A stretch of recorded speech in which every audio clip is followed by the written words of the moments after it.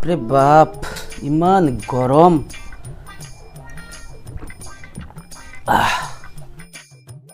হাও মই স্কুলৰ পৰা আহি গেলা আহি গলা দে ভালে আহা আজি স্কুলত কি পঢ়িছি আজি পাপা স্কুলত বিজ্ঞান ইংলিছ গণিত হ'ব হ'ব হ'ব হ'ব হ'ব হ'ব মই গম পাই গৈছো কি পঢ়িছি দেচোন কোৱা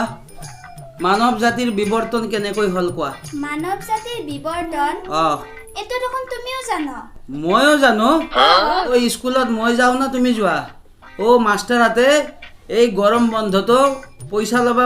বাদ দিয়া নাই ও ইমান ইমান পইচা লাগা আছে আজিকালি মান্থলি ফিজ যিমান বাঢ়িছে কোৱা ভালকে কৈছো কোৱা নহলে আজি পিঠি বখলা বখলি হৈ যাব কিন্তু দাদা কৈ আছো শুনি থাকা কোৱা ভালকে কোৱা সাবা পাপা তুমি যেতিয়া বেলেগৰ দোকানত কাম কৰিছিলা তেতিয়া মাই তোমাৰ পকেটৰ পৰা 10-20 টকা মাৰা কৰিছিল তাৰ পাছত তুমি নিজাকে দোকান দিলা তেতিয়া মাই তোমাৰ পকেটৰ পৰা 50-100 টকা মাৰা কৰিলা আচ্ছা তাৰ পাছত তুমি ঘৰ বনালা ঘৰ ভাড়া দিলা ঘৰ ভাড়াৰ পইচা বিলাকো মায়ে ৰাখা কৰিলা আচ্ছা আৰু আজি তোমাৰ দোকান দিবা প্ৰায় 12 বছৰ হল আৰু এতিয়া মাই তোমাৰ পকেটৰ পৰা 400-500 টকা মাৰে এনেকৈ মানৱ জাতিৰ বিৱৰ্তন হল বাপৰে বাপ তই কিবা জানা দে ডাঙৰ হলি কিবা হবা পাৰবি যা